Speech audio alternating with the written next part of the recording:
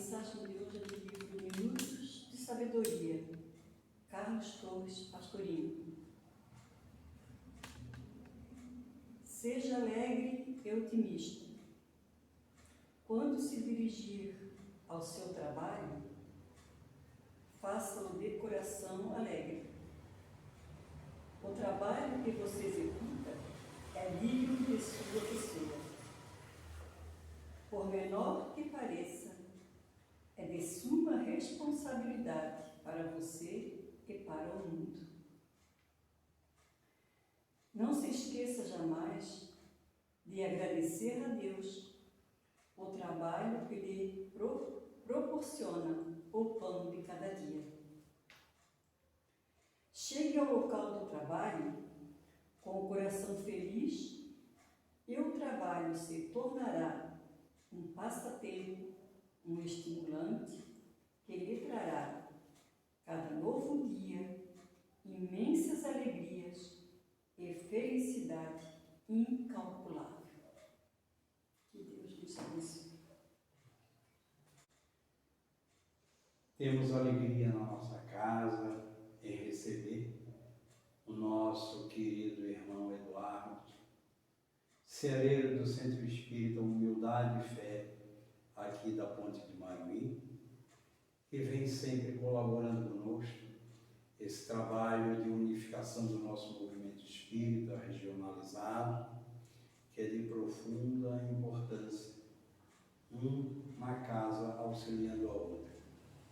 E o nosso irmão está aqui, cumprindo o seu dever com a sua missão, trazendo uma mensagem espírita para cada um de nós. É com muita alegria, meu irmão, que te recebemos na casa.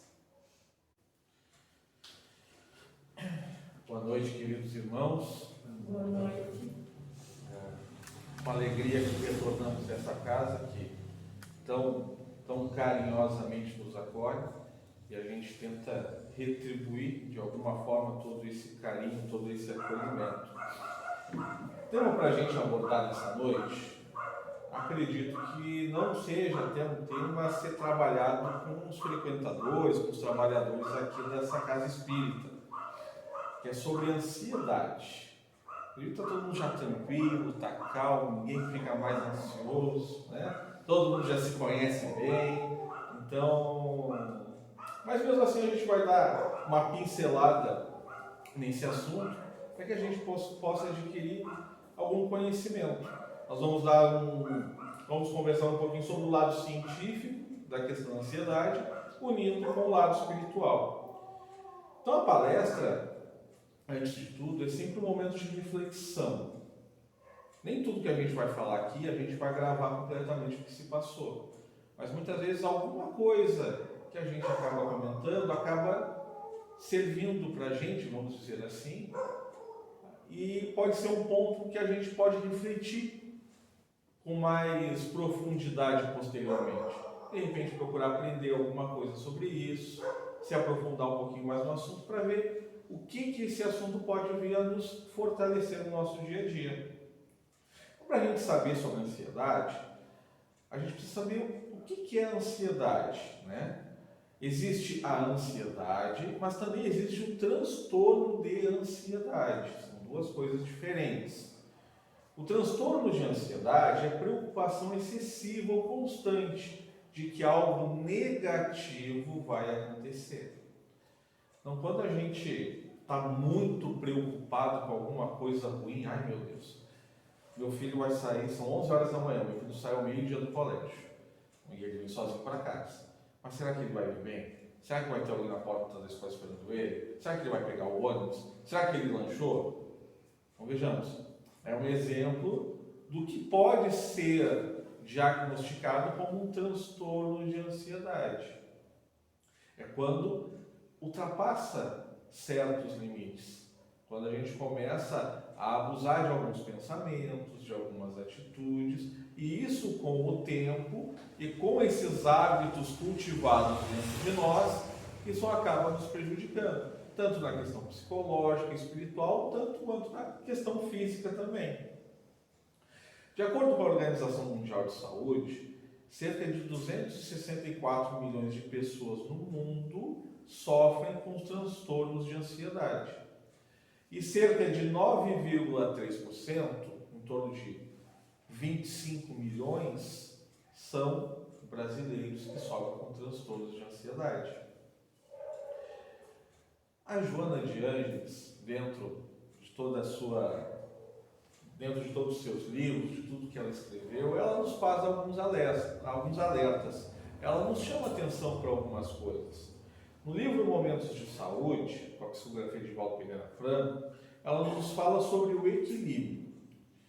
Ela diz o seguinte: perturbado o equilíbrio energético e de sustentação das células, os fatores imunológicos, sob bombardeio de descargas mentais destrutivas, alteram-se, facultando a instalação e desenvolvimento dos agentes mortíferos, doenças, que produzem a degenerescência do organismo.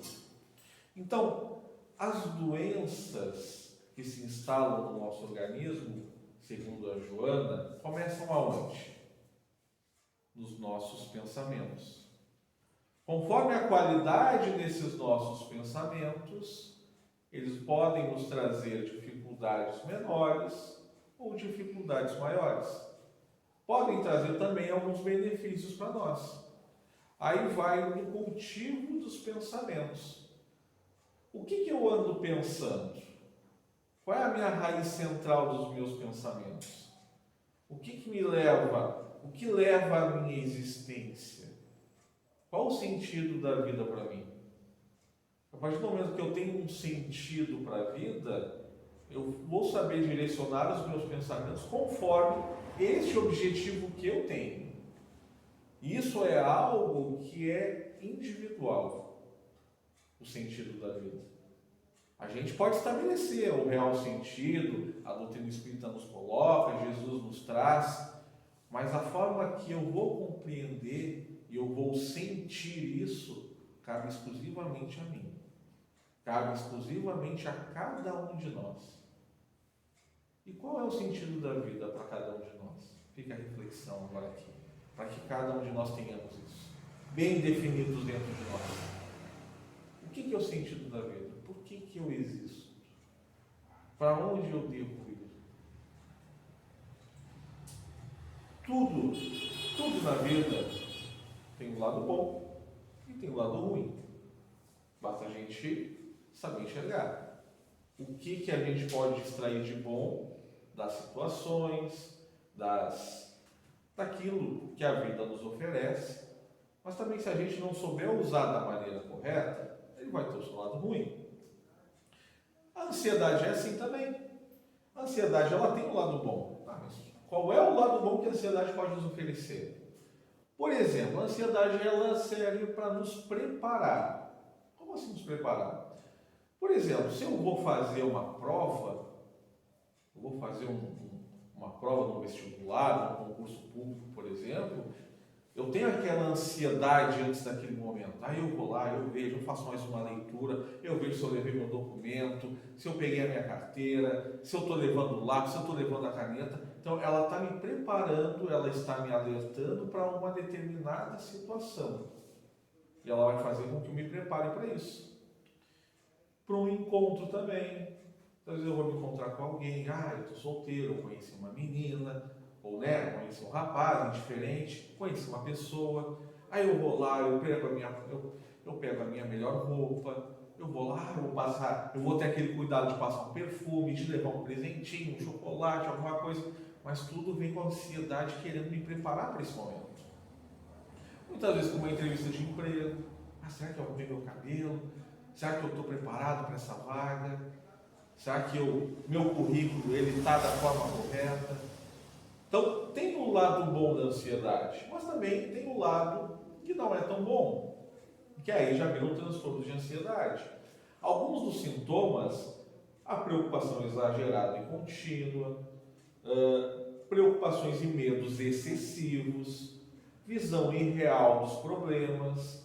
Por exemplo, eu estou com algum problema financeiro, mas eu começo a ver aquele problema que eu não consigo, é uma coisa que eu não consigo resolver e que está se tornando de um tamanho, e meu Deus, calma, respira, dá um passo para trás, tenta analisar a situação de uma outra forma, muitas vezes pedir a opinião de alguém, conversar com alguém, desabafar, faz com que a gente comece a enxergar os problemas de uma outra forma.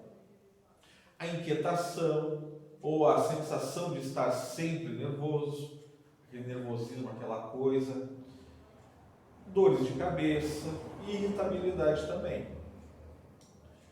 Quais são as causas da ansiedade? O que me faz a ser uma pessoa ansiosa em excesso? Muitas vezes pode ser desequilíbrios químicos no cérebro. Aí para isso, com a ajuda de um profissional da saúde, eles vão receitar um medicamento que vai nos auxiliar para que a gente retorne ao nosso equilíbrio. Muitas vezes algum trauma de infância que não teve suporte familiar. Ou pode ser também uma mistura de fatores. Insônia, estresse, sedentarismo, falta de lazer. Então são vários fatores. Vejamos, tudo que eu acabei listando aqui são coisas que a gente tem que, são ajustáveis no nosso dia a dia. São coisas que dependem da gente, que a gente analisa a nossa vida, para a gente ver, não, eu estou fazendo isso certo, eu estou fazendo isso errado, então, olha, eu acho que eu tenho que maneirar um pouco aqui, eu tenho que parar de trabalhar tanto, dar uma atenção para a minha família, para que a gente tenha o equilíbrio na vida. A psicóloga Marina Vasconcelos, em um artigo em São Paulo, ela diz o seguinte: a família, os lugares que você frequenta, os amigos, as experiências de vida, tudo isso contribui para o surgimento ou para a prevenção da doença. Então, conforme eu levo a minha vida, eu vou potencializar o surgimento da doença, ou então eu vou me manter saudável. Existem 3 tipos de transtorno de ansiedade. Tem aquele mais leve, que é o paciente fica inquieto e excessivamente irritado, ele sente muito cansaço e falta de concentração, porque o cérebro não desliga. A insônia é comum também. Quando a pessoa fica agitada, sabe? E fica toda hora, e vai, e levanta, e senta, e olha o telefone, e depois vai no banheiro, e vai comer alguma coisa. Sabe aquela pessoa que não para quieta, assim, está sempre elétrica. Aí um grau mais avançado já gera a fobia social, que é o medo de se expor em lugar público ou de frequentar lugares com várias pessoas. Aí depois, lá no centro espírita, não, tem muita gente lá no centro espírita, não vou não. Não, tem que ir no supermercado fazer compra. Não, vou mandar outra pessoa porque tem muita gente. Isso é um sinal de fobia social. E o caso mais grave, que é a síndrome do pânico. É um quadro severo de ansiedade. Do nada a pessoa tem uma sensação iminente de morte, sofrendo taquicardia, falta de ar e sudorese. A crise dura de segundos a minutos, mas para quem está vivendo parece uma eternidade. Então é aquela coisa que dá um ataque na pessoa, o coração acelera e já vem toda aquela situação, aquele desespero, que a pessoa tem que sair daquele local. Claro que muito pelo cultivo dos nossos pensamentos, nós podemos chegar a esses estágios, mas nós não estaremos sozinhos. Pelo cultivo, nós vamos estabelecer sintonias espirituais e por conta dessas sintonias, esses nossos amigos podem nos auxiliar nesses processos, nessas doenças, para que elas se potencializem também. Ou se eu me tentar me manter os meus pensamentos regulares, a partir do momento que eu me diagnostiquei com isso, ou que o médico chegou e falou, precisa se tratar, está com um determinado problema, eu posso, através da orientação dos meus pensamentos, da disciplina dos meus pensamentos, procurar atenuar tudo isso. Assim eu vou estar atraindo benfeitores para próximo de mim, tentando entrar em sintonia com eles, e assim eu receberei o auxílio necessário. Então, o diagnóstico normalmente é dado por um psicólogo ou um psiquiatra. Quanto maior a demora para iniciar o tratamento, maior a dificuldade para contornar a situação. Então, é importante nós nos conhecermos. a gente entender, está acontecendo alguma coisa diferente comigo. Isso é de agora? Será que eu estou sentindo isso agora? Será que está aumentando gradativamente com o tempo? Será que é uma coisa que apareceu do nada? Então, tudo isso facilita, esse conhecimento facilita para que a gente venha a diagnosticar, a auxiliar nesse diagnóstico. Jesus, está lá escrito em Mateus, no capítulo 15, versículo 11, diz o seguinte: o que contamina o homem não é o que entra na boca, mas o que sai da boca. Isso é o que contamina o homem. Muitas vezes a gente para e pensa assim, essa vida que eu levo, esse meu emprego que me deixa estressado, o meu patrão que não me deixa em paz, é o meu marido que joga sempre a toalha molhada em cima da cama, porque esse meu filho que vive me incomodando. E a gente atribui as nossas dificuldades internas aos fatores externos. Mas Jesus nos diz que o que contamina o homem, ou seja, o problema, a fonte dos nossos problemas, elas estão dentro de nós. É a forma na qual eu lido com as situações externas. Se eu for uma pessoa compreensível para uma dificuldade da minha família, eu vou passar por essa dificuldade, vou auxiliar os meus familiares nessa dificuldade de uma forma mais tranquila. Não que eu não vá, em algum momento, ter algum tipo de agitação, de irritação, enfim, mas vai ser mais tranquilo para mim.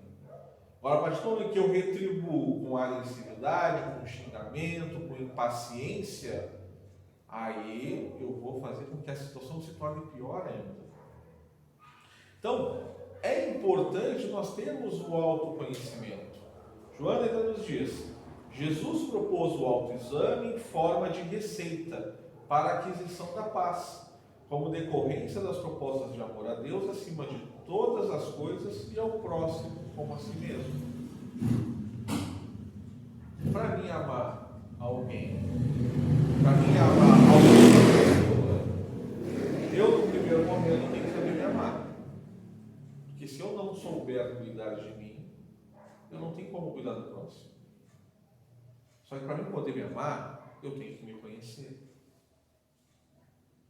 Para mim poder me entender como ser espiritual que eu sou, como missão espiritual que eu tenho, de crescimento, de aprendizado, de evolução, de entendimento que a vida não é este momento que nós estamos vivendo. Às vezes eu costumo brincar, para algumas pessoas, o que eu vou falar agora, a pessoa vai até gostar, para outros nem tanto, mas eu sinto informar alguns, nesse caso até eu me fico um pouquinho feliz, porque quando a gente levanta todo dia, a gente vai no banheiro e se olha no espelho. Mas eu digo a todos que isso que nós olhamos no espelho, isso é passageiro. É apenas uma representação nossa neste momento. Nós estamos de passagem por aqui. Daqui a pouco mais a gente pega, vem o chamado, encerrou o teu tempo, a gente volta para o plano espiritual. E como é que a gente vai chegar lá? Será que nós vamos chegar com a consciência tranquila? Será que nós vamos chegar com o sentimento de dever cumprido? Porque a nossa vida é a vida enquanto espírito. Mas eu só enxergo agora. Mas o que eu projeto para o meu futuro enquanto espírito? O que eu estou projetando? Eu quando desencarnar, eu quero estar melhor do que quando aqui eu cheguei. Eu quero chegar de uma forma tranquila. O que eu estou projetando para mim? Porque hoje, se nós temos algumas dificuldades, nós estamos colhendo de encarnações passadas. Mas mais adiante, se eu quero colher algumas coisas boas, eu tenho que começar a plantar agora. A plantação, a colheita, ela não é imediata, a plantação. Demora tempo. A gente tem que aprender. A gente vai lá, a gente planta, a gente rega, a gente cuida da terra. Você vai lá, coloca uma vitamina ou outra. E mais adiante, aí a gente começa a colher. Uma árvore, se a gente plantar sementinha, não vai nascer e ficar na fase adulta do dia para a noite. Para ela começar a dar o fruto, vai tempo. O mesmo é conosco. Na questão 919 do Livro dos Espíritos, Kardec faz a seguinte pergunta: qual o meio prático mais eficaz que tem o homem de se melhorar nessa vida e de resistir à atração do mal? Um sábio da antiguidade lhe disse: conhece-te a ti mesmo. Olha como é importante a questão do nosso autoconhecimento. Como nós devemos nos conhecer, nos entender. Porque em determinados momentos também, até para que a gente não se julgue, não se cobre tanto, a gente tem que ter uma noção de cobrança dos nossos erros, temos, mas não precisa ser tão exageradamente também, porque senão depois a gente sofre no plano espiritual, porque a gente não se perdoa. Ter noção das nossas dificuldades, dos nossos erros, mas ao ponto que a gente olhe para essas dificuldades, para esses erros e os tome como aprendizado, para que a gente não erre novamente no futuro. Na questão 662 do Livro dos Espíritos, eles nos dizem o seguinte: o pensamento e a vontade representam em nós um poder de ação que alcança muito além dos limites da nossa esfera corporal. Às vezes é difícil de entender isso. Como é que o meu pensamento ele vai ter um alcance maior do que simplesmente o que eu enxergo? Mas alguns exemplos a gente pode até tentar pegar. Quem nunca na vida, em algum momento, decidiu: agora eu vou fazer tal coisa, agora eu vou comprar um carro, agora eu vou arrumar um emprego, agora eu vou fazer determinada coisa. Às vezes pode até ter demorado um pouquinho, mas foi lá e alcançou logo em seguida. Por quê? Pensou e colocou a vontade em movimento. Alinhou a vontade com o pensamento. E quando nós fazemos isso, alinhamos o nosso pensamento à vontade, a gente consegue criar. Muitas, tem até alguns casos negativos, muitas vezes a gente olha assim para alguém e a gente não é muito fã. Tomara que fulano, em outros tempos, né, vamos dizer assim, a gente fez isso. Tomara que fulano caia e acabe se machucando. E a gente deseja aquilo com tanta força que a gente olha depois, alguém nos diga: tu sabe que fulano caiu e se quebrou todo, se machucou todo? Não fui eu que fiz isso. Mas como é que pode acontecer? Pensamento e a vontade. Então, Joana ainda vai nos continuar falando sobre os pensamentos. Ela diz o seguinte: o processo que precede a ação é de natureza mental. Então, tudo o que acontece antes, que a gente consegue visualizar, passou na cabeça de alguém. Essa casa espírita, por exemplo, alguém idealizou ela para que ela estivesse hoje aqui funcionando. Então, tudo nasce no pensamento. Portanto, tudo quando se afirma ou se nega mentalmente, passa a exercer preponderância que se materializa no campo da realidade objetiva.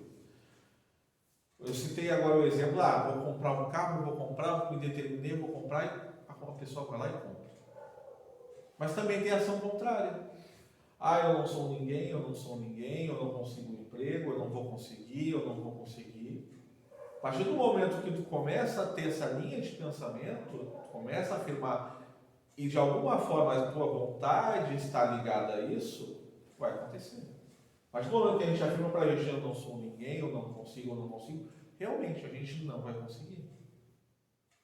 Então depende, onde é que eu coloco a minha vontade? Na ação positiva ou na ação negativa? O que é vontade? Vontade é quando a gente decide. Então eu decidi hoje que eu vou começar a fazer um regime. Está difícil de eu tomar essa decisão, mas um dia eu vou chegar lá. Eu vou decidir um dia. Mas eu decidi que a partir de hoje eu vou fazer um regime. A vontade. Aí eu coloco a vontade em movimento. Aí eu decidi que hoje eu não vou mais sofrer por conta de determinadas pessoas, ou por conta de determinada situação. Pronto. Não vai mais sofrer por conta daquilo. Porque decidiu, colocou em ação a vontade. Os teus pensamentos seguem a linha direcional das tuas aspirações. O que há nelas na emoção, elaboras na construção mental. Sucederá, portanto, conforme o queiras. Então, para onde eu direcionar meu pensamento, eu vou criar a minha realidade. Então, conhecer os nossos pensamentos é tomar posse de nós mesmos. É nos entendermos, sabermos quem somos, os nossos potenciais, o que eu preciso melhorar. Muitas vezes entender que determinadas dificuldades se passam pela minha vida para que eu possa tirar um aprendizado dela. Para que eu olho para aquela dificuldade e eu não vejo como um castigo mais. Eu estou passando por isso, eu sempre estou com uma rasteira financeira. Quando eu estou conseguindo evoluir um pouquinho, vem acontecer alguma coisa. Aí eu vou lá, corro, batalho. Quando eu estou conseguindo, acontece outra coisa. Mas será que eu estou passando por isso? Será que eu nunca fiz nada assim em alguma existência passada? Então, de repente, isso não é legal de fazer com as pessoas. E aí, quando a gente percebe, de repente, quando o aprendizado vem, entendi, a dificuldade passa. Porque a dificuldade ela vem para nos ensinar alguma coisa. E quando a gente aprende, a gente evolui. Emite-se e capta as vibrações, ideias, energias mentais, sem cessar. Então, a gente está sempre em comunicação. Seja com outras pessoas encarnadas, seja com seres desencarnados. Conforme direciones o pensamento, sintonizarás com outros da mesma qualidade, produzindo afinidade. As minhas conversas do WhatsApp, como é que estão? Eu tenho falado muito da vida alheia, eu tenho falado de muita desgraça, eu tenho colocado algum ódio em determinadas pessoas, times, clubes de futebol, por exemplo, questão política. Onde é que estão os meus pensamentos? Aonde eu estou os direcionando? Isso aqui, os grupos de conversa, dizem muito sobre a gente. Será que eu estou procurando, de repente, compartilhar uma mensagem positiva?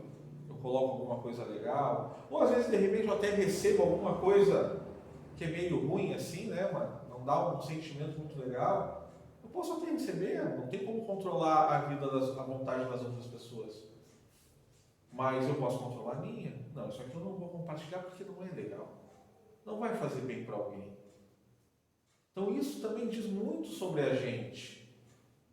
Nenhuma vez eu ouvi uma palestra se não me engano, da Nete Guimarães. Não, do Rossano, perdão.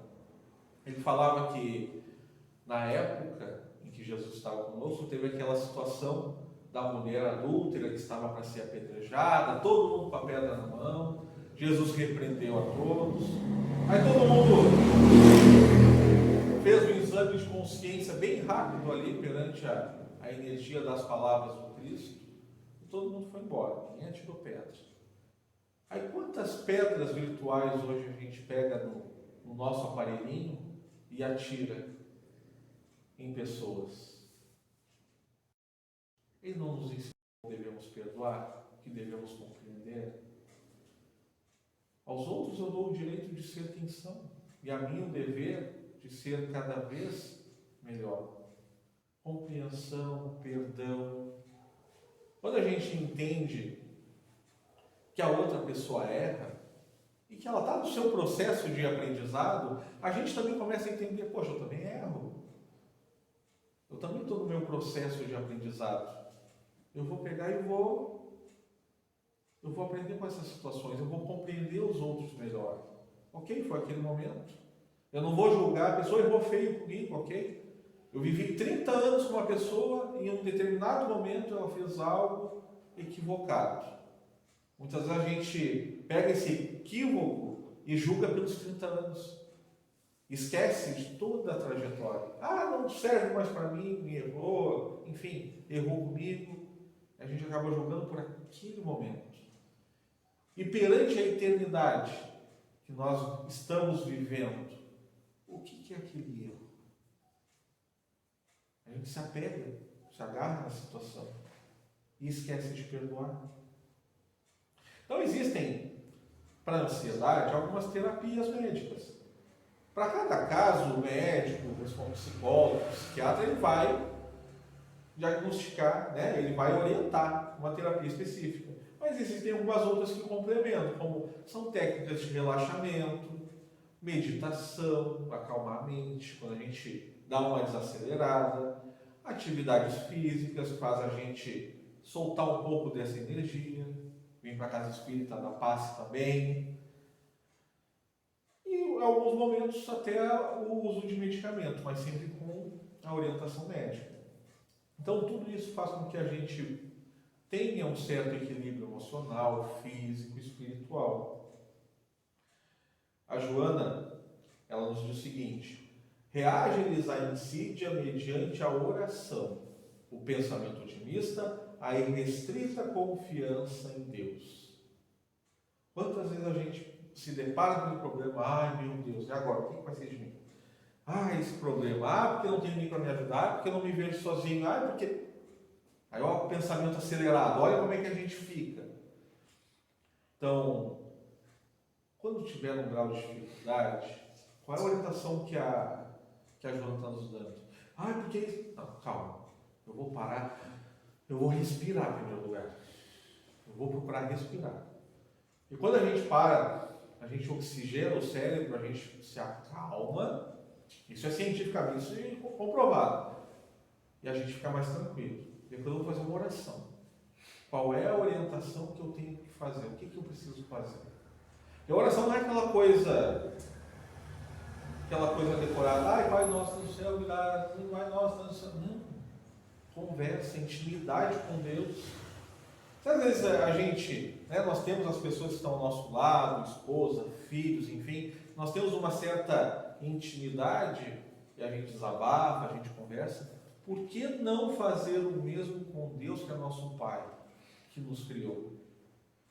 Às vezes a gente pensa assim, Deus está em todo o universo. Deus, Ele está em todo o universo, ok? Mas Ele também está aqui, ao nosso lado, dentro de nós. Por que pensar que Deus está lá, se Ele está aqui? Então, existem alguns pensamentos que a gente tem que quebrar, para que a gente possa se aproximar de Deus. Modifica a compreensão e o modo de encarar-se os acontecimentos, produzindo sintonia com o divino pensamento que tudo governa. Quem ora, supera tensões e penetra-se de paz. Só para a gente finalizar, meus irmãos, tem uma última fala da Joana, que ela diz o seguinte: Jesus, em todo o Evangelho, exalta a harmonia moral e emocional da criatura perante a vida, como um fator essencial para a sua salvação, o estado de saúde integral. Estarmos de acordo com o Evangelho do Cristo.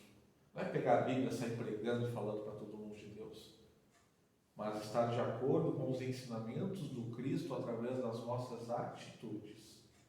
Em Mateus, no capítulo 6, versículo 33, Jesus diz o seguinte: mas buscai primeiro o reino de Deus e a sua justiça, e todas essas coisas vos serão acrescentadas.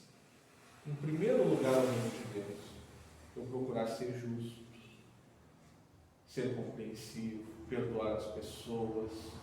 Não que eu não deva dar atenção para as outras coisas que o mundo me conduz. Eu devo dar atenção para tudo. Mas em primeiro lugar, pensando: o que Deus espera de mim? Como é que eu devo agir? Como é que eu devo tratar aquele irmão? Como é que eu devo me tratar? Como que eu tenho que agir? Aí, se eu estiver com dúvida, eu vou lá nas orientações do Cristo, pensar: o que Cristo faria no meu lugar se ele estivesse aqui? O que eu posso fazer? Qual é o meu melhor que eu posso dar? E assim, quem sabe, a gente refletindo, pensando, colocando o nosso pensamento para mais para frente. A gente está no trânsito e está tentando olhar o carro lá na frente, já para evitar algum tipo de problema. Então, tentar pensar lá na frente. Quando eu chegar no plano espiritual, eu quero chegar um pouco melhor, então eu vou ter que começar a conduzir a minha vida de uma maneira melhor. Então, que a gente possa continuar na paz do Cristo, retornar aos nossos lares de uma forma tranquila, e que possamos assim continuar a nossa trajetória. Agradeço a atenção de todos, o convite, todos possam seguir na paz do Cristo. Uma boa noite a todos.